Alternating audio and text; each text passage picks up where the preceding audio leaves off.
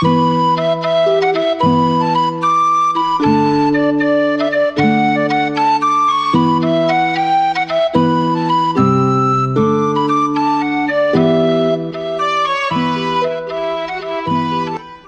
to Highland Waves, a podcast coming to you from Marsh Brook Studios, located beside the world-renowned Margaree River in Cape Breton, Nova Scotia, Canada. At Highland Waves, we feature stories about the people, the places, and the visitors to Inverness County. I'm Pat Wall, your host. This morning with me in studio is Mr. Tom Fidgen, author, musician, founder and lead instructor of the Unplugged Woodshop, exclusively devoted to working with hand tools. Welcome to Highland Waves, Tom. Thank you, Pat. Nice to be here. Well, we're pleased to have you. You consider yourself an East Coaster. I sure do. Yeah, I'm born and bred right here, and I'm from Sydney. Oh, you're from Sydney? Yeah. Okay. Yeah, grew up in Sydney and been here pretty much my whole life, other than the last 20-year stint in the big city. Okay, you were educated and then born in Sydney. Okay. Absolutely. After high school, where did you go in the next phase of your life? Right from high school, I actually went right to Ontario. Literally, I got on the train the day after high school. And, you know, growing up Cape Breton, you know, like a lot of Cape Bretoners, you can't wait to get out. So through high school, I had my suitcase the day after I graduated. I was with my girlfriend, following her. We went to Ontario to going down the road just like the movies. Turned out about as good too. About a year later, I was back in Halifax. Oh, okay. You're a professional touring musician. That's right. We talk a little bit about that? Sure. Yeah. So I guess just to continue on that train of thought of when I said I came back to Halifax the year later. That was in 1990. In that year, I came back from Ontario. Just that brief year in Ontario after high school, came back to Halifax. I played guitar since, you know, I was a young kid, like 10 or 11 years old, I suppose. And that year I went to Halifax, I was starting to write my own stuff. And it was a quick turnaround. Two friends from Sydney, Scott Brown and Mike Morrison, the three of us got together and said, let's start a band. And that was 1990. By 93, we had signed a record deal and, you know, went on the road from there. It happened really fast. Do you still play music? I do. Oh, yeah. good. Yeah. Good. Yeah. Well, you've lived in various places, and Toronto was one of them. What was it like living in Toronto compared to, let's say, here? For you? Well, for me, you know, Toronto has a lot of great points. Any big city, because I've been fortunate to travel and work in big cities, and you know, Toronto is another big international city, and what I find is unique about big cities is a sense of neighborhood and community. And the neighborhood I lived in it really felt, in some cases, it felt more neighborhood than small community neighborhoods, because in a small community, you know, I just live up the road from you, but we'd get in our cars to really go anywhere. So oftentimes, unless you're involved in the community outside, you don't get to really meet your neighbors, whereas in the city, we walked everywhere. I barely put any kilometers on my car, and my shop was just a walk. My kids' school was a walk for them. My wife, where she teaches, was just a walk for her. And so you really had a sense of community, which is kind of ironic, because here you are in a huge city, but inside that neighborhood, you had a sense of that. Yeah. So as far as neighborhoods go and stuff like that, there's parallels to be drawn. So for me, it was always I wanted to be downtown or out here in the woods. Like I don't like the in-between. Yeah. I want to, you know, it's kind of all or nothing. Well, it's interesting. You agree with me in that, you know, big cities are made out of communities. Absolutely. Always. Yeah. You know. You have a family, obviously? I do, yeah. I have a wife of 24 years, and the summer we got married, we bought our house just up the road from here where we're sitting now. And so we've had that place for 24 years. And my two kids now, my daughter's just graduating, and she's going to university, and our son is in his second year of university. Okay. For our listeners, he mentions just down the road. He now lives in Belcote here in Cape Breton. Yeah, just. Why Cape Breton? Well, it's where we're from, and my wife and I always are true. Like, she's from Glace Bay, I'm from Sydney, and our families, most of my family is moved away now, but hers, she still has some people around here, and we used to spend our times in the summer times coming out here to Margaree Harbor, all around this community, around the river, camping out here, and thought, wouldn't it be nice to someday have a place? And just circumstance in 2000, the year we got married, it worked out, and we got picked up this house, and just we always knew we'd come up and come back. Okay. Where did your interest start in woodworking? That was pretty young. I mean, my father was firefighter in Sydney and later became a fire inspector. And firefighters, as you may know, usually it's like a 4-day on, 4-day off, I think, their schedule, or maybe it was 3 and 3, I can't remember. But so his 3 days off, he would always be out making stuff, framing windows, building decks, doing roofing, doing like a lot of that. And I was, 10 years old and quickly learned how to carry wood and saw a board and hit a nail. And in those days too, because this was like the early 80s, and he was still using, like, I remember he still used like a brace and a bit to drill a hole. It was just before cordless power tools of the later 80s came around. So there was a little in between where he still had some hand tools. So from a really early age on, I knew what hand tools were. And then from there, once high school came and into the music, whenever I wasn't playing music, we were making stuff. We'd come home, and that's true with most of my musician friends, from the guys in my band Sunfish back in the day. Scott is a luthier. He's a maker. Mike teaches wood shop in a high school level over in Sydney, still to this day. Myself is here, and even other extended musician friends. Ashley's a friend of mine, Ashley McIsaac, and even from knowing him all those years, he was like, oh yeah, I made a coffee table this week when he wasn't on the road. So a lot of, and the same is true the other way. I know a lot of makers, a lot of carpenters, and a lot of who have a guitar at home and they pick it up, because I think making and music, that creative line, comes kind of from the same spot in our brains. You earn your living now through woodworking? Yeah. Yes. When did you start the Unplugged Woodshop? Well, it was here. It was, so we left, as I told you, we went to Toronto when in 2004 my son was born. We decided we wanted our kids to be from the East Coast. So we literally moved back home just before my son was born, and then stayed until my daughter was born 2 years later. So we actually spent 3 years back here, just up the road here. We spent 3 years from 2004 when Nelson was born to 6. And I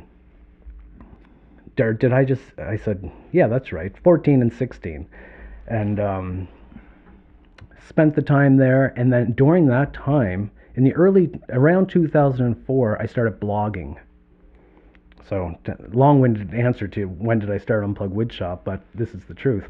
I started blogging, and blogging in those days, pre-iPhone, pre-YouTube, pre-Facebook, pre all of that, blogging was still a way of writing, sharing my information with the world. And people would say, what's a blog?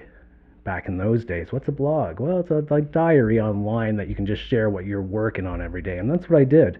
And in the early days, all of a sudden around 2006, I got an email from an American publisher saying, we've been following your blog online for the last couple of years. We like that you're mostly, and at the time I was mostly using hand tools.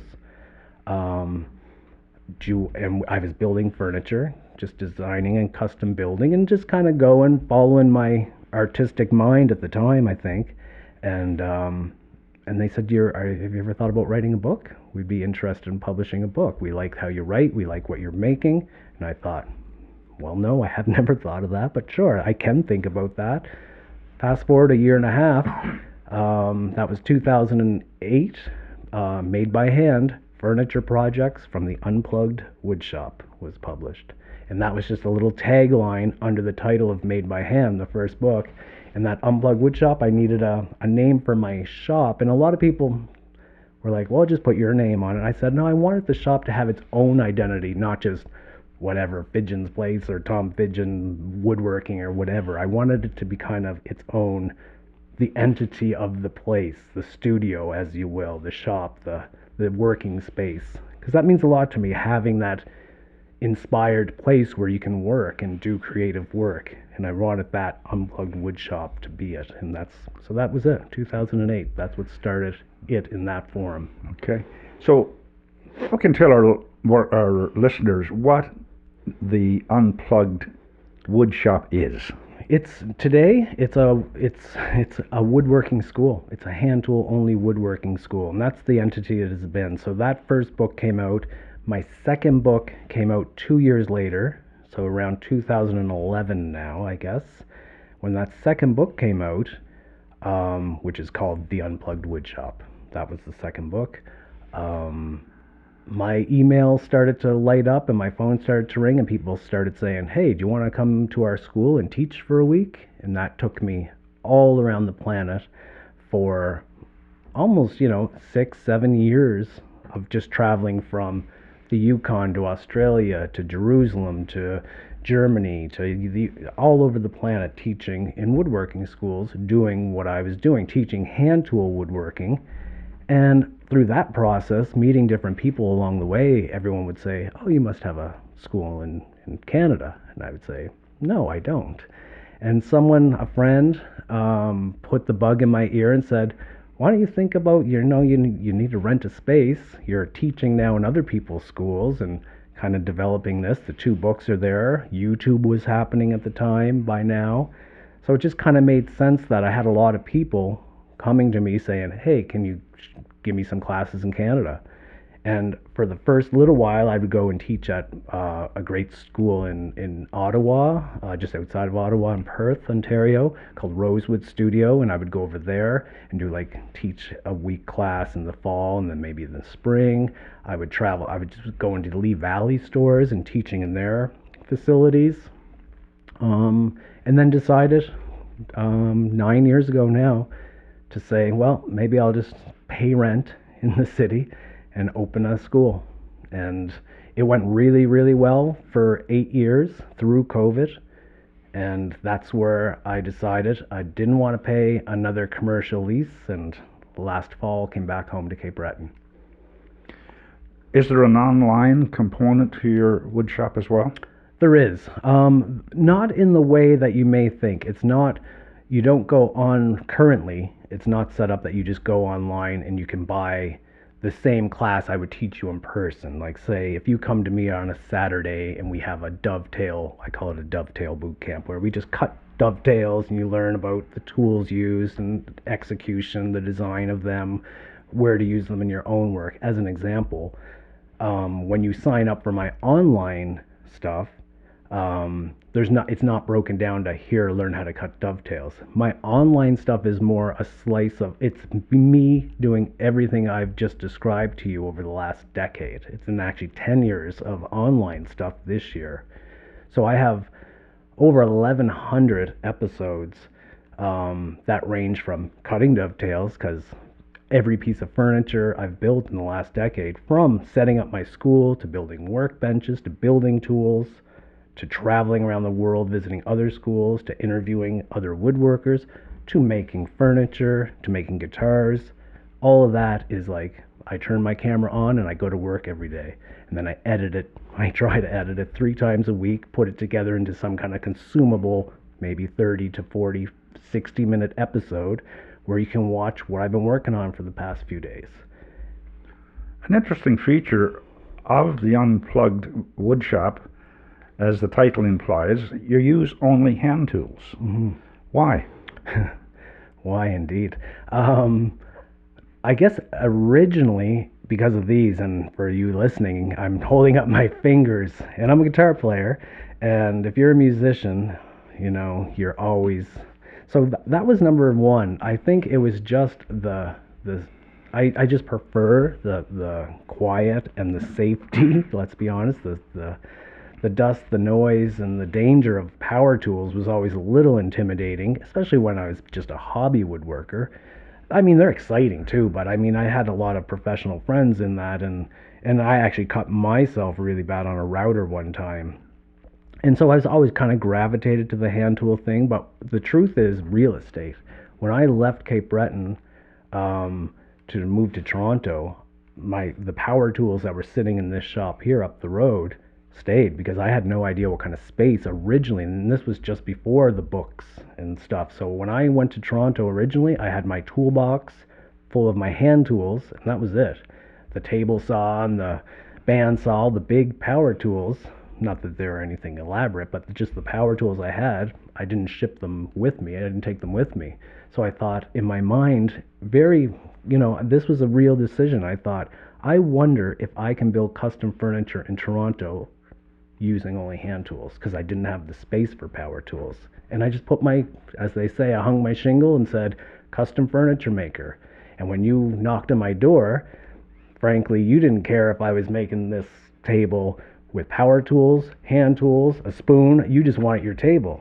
So I challenged myself in those early years, and then it became a bit of the story until the client then coming to me to build custom furniture for them wanted part of that story. They wanted to say, oh, that chair I had that guy make, oh, he doesn't use any power tools. He just did it all with hand tools. And then it became a bit of I obviously could see, well, this is a little bit of a selling point too. And I guess my timing was good too, because in 2008 when the first book came out, my book, again, it's called Made by Hand, that first one.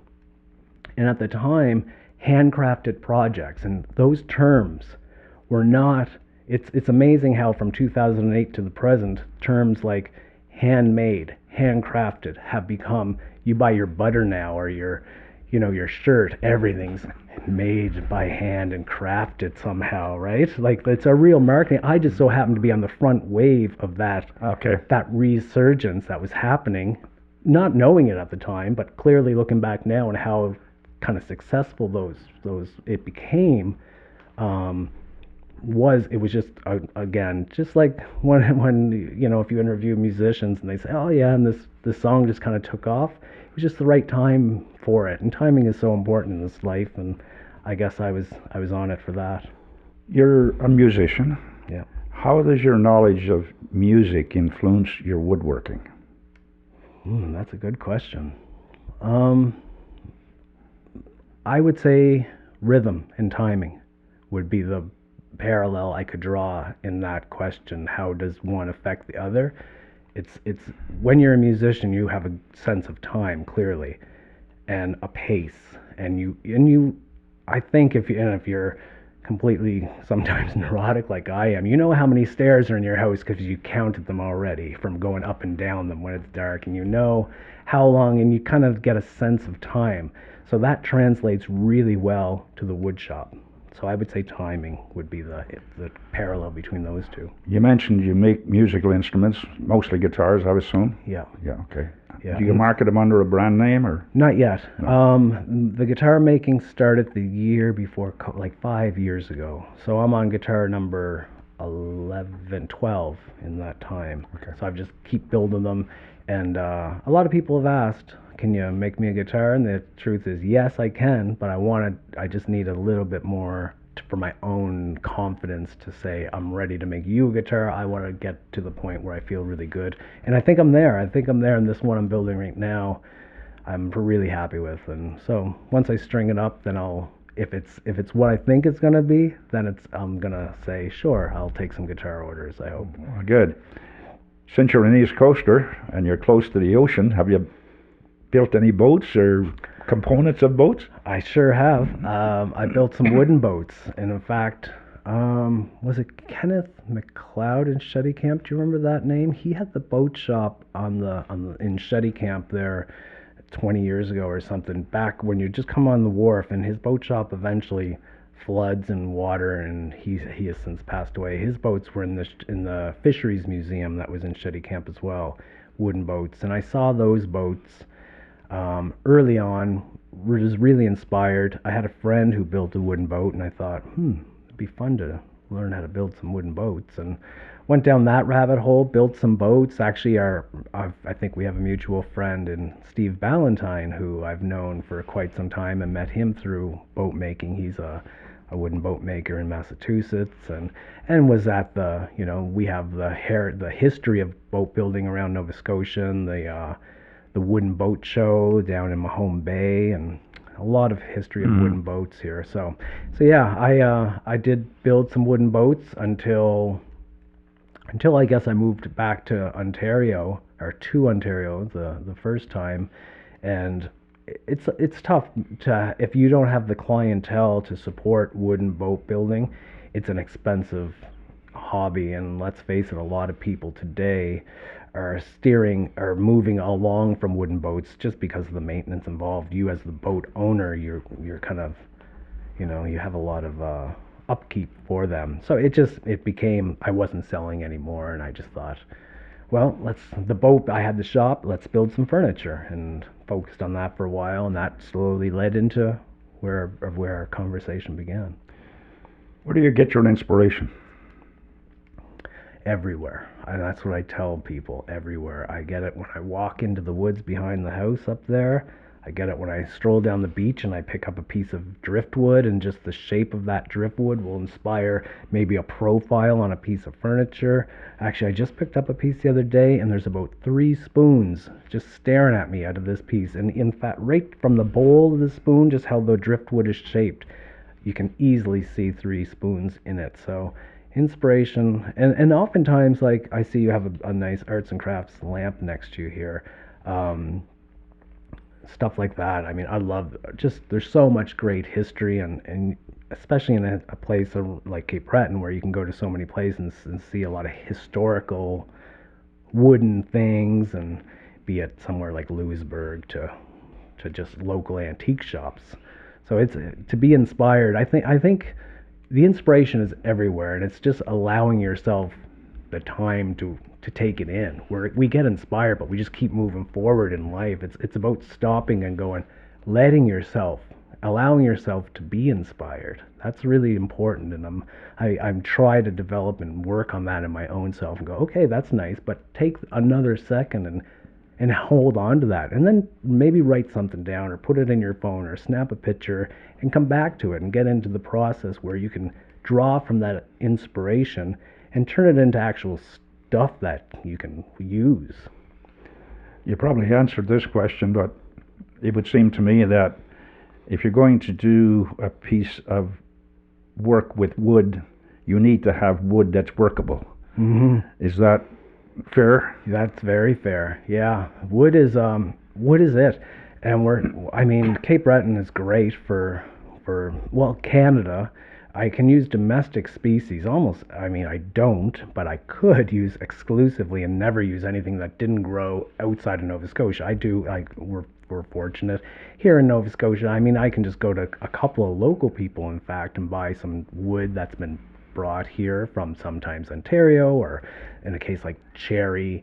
Most of the cherry we get around here comes from Pennsylvania. That's just where it grows. But here, obviously, in Cape Breton, we have our maples and our birches and our beech and our ash. So we have a nice selection of hardwoods around here that we can use. And then outside of that, I try to use species that is close to where it's from.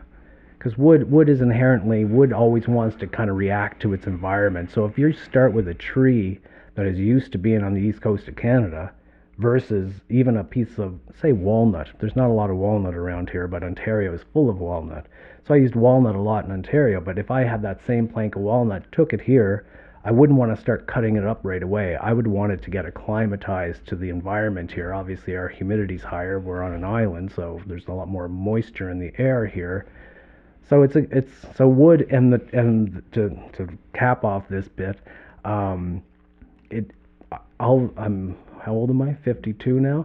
I've been doing this for over 20 years of working wood, and I've just scratched the surface. And when you ask me in 50 years' time, I'll come back and visit you, I'll still be just going, okay, I'm almost like, you think you know what wood, and it never gets old. I still take a shaving off a piece of, I was just taking a hand plane to a piece of wood this morning, and you still go, after, and you run your hand on it like it's magical, and it never, that sensation never gets old, and hasn't in 20 some years.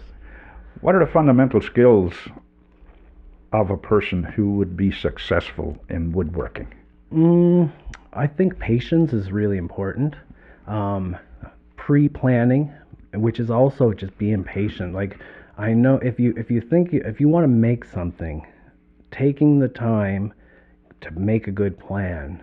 It's almost like an athlete. You hear, not that I'm an athlete, but I've so read that they will train, they will run through the entire race. They'll run through the entire game in their mind before the whistle or the alarm ever goes off. So pre-planning when you're a maker as well, and that can be true with, even not with woodworking, with anything. If you're a maker, just to go through and having really good, you can execute this really well, and you can execute that really well. But if you haven't planned on how those two are going to together later and develop through the idea, sometimes you can snook yourself in it. So I noticed that one of the prerequisites for your classes is that the student must be over 18 years old. Is there a reason for that? It was insurance. Obviously. It was insurance in Ontario. It was just so difficult. A lot more bells and whistles to say children's classes, kids classes, anyone under 18. So that just boiled down to insurance. Here in Cape Breton, I'm not sure if that will change and if we'll open it up to people under. Because I mean, both of my kids have been around, and frankly, hand tools can be a lot safer. Yes, you can cut yourself on anything, but they can be. There's not, it's not like turning on a bandsaw or a table saw where if an accident happens, you can be short something. Whereas a hand tool, yeah, you can cut yourself, but it's never, you're not going to cut anything off. Let's put it that way. So far in the business side of things, it's always been just adult classes, 18 and over. There's also health benefits from woodworking. Absolutely. And you notice, there's cardiovascular, it's good for the cardiovascular system, it's good for mental health. Yeah. Maybe you can expand on that a little bit? Sure. And this is a good point, actually, for people who have come to me, especially when I used to run a 10-week program. So you'd come for a 10 full weeks, Monday to Friday, 9 to 5.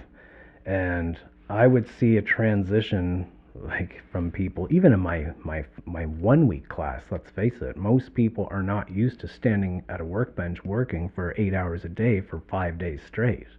And if you're not used to that, it can be a really awakening moment for a lot of people. And once the physicality, then you start to see the just the rewards that come from the mental side of it, and people, it can be a whole journey. This, it's amazing to watch. But the benefits too is, like you just said, even if you can be crocheting, and that's really good for your mental health, right? If you can be whittling a spoon, or you can be building furniture, you can be making anything is good for your brain. And in the case of hand tool woodworking, there's a lot of physical movements involved. So it's, some people say, oh, this is kind of like yoga or something. Like, sure, you can equate it to any kind of movement like that, with a little bit more too, because let's face it, if you're hand planing a piece of oak or you're sawing, a lot of people have this beautiful romantic vision of woodworking, but it's hard work. It's hard work. And in fact, saying that I'm 52, been doing this for 20 plus years, my furniture and my pieces that I desire to build are getting smaller and smaller and lighter and smaller and lighter as I get older, because I'm not that excited about building like a big bookshelf of maple that's sitting behind you in the room we're at for listeners. The big heavy furniture was great 20 years ago, 10 years ago, but you have to have a strong back for furniture. Like, the reality of woodworking is that even if you're using machines to do a lot of the heavy work, which for the past 20 years I haven't, even the heavy work, the ripping and resawing and just dimensioning rough timber was all done by hand. So it can be it's a physical challenge, but challenges are good. You've written many articles for various magazines, and you've written, as you mentioned earlier, 2 books, Made by Hand, which came out in 2009, and the Unplugged Woodshop in 2013. How are your books selling? They were, strangely enough, they're both best-selling woodworking books. Good. Yeah, the first one became the best-selling book of that year, and the second one went on to be a bestseller too. So yeah, both are still, and they don't get old. Not that I sell without the push, the marketing of when they were new again, but even years later, side by side, they're sitting on. You can buy them on Amazon or any woodworking book website, like from Lee Valley to places like that, all over the world. So yeah, they still sell well, and on a book map, apparently they're both best-selling books. So great. Yeah. Well, I want to thank you for coming in to talk to us about this morning about the Unplugged Woodshop. I keep having to be careful here. I want to thank you, because everybody and their dog says workshop, the Unplugged Workshop. And for years I thought I should have just called it the Unplugged Workshop, because in type everywhere across the board, and you haven't said that yet today. Yeah. So good call, Pat. You've got a heavy schedule ahead of you, and I wish you every success in getting settled in here and with your workshop now and with the sales of your books. You can contact Tom at www.theunpluggedwoodshop.com. And thank you to our listeners. And the usual reminder to hit the like and subscribe buttons so you can stay up to date. And remember too, subscribing to Highland Waves is free. Our thought for today: woodworking minus patience equals firewood. So long for now, Pat.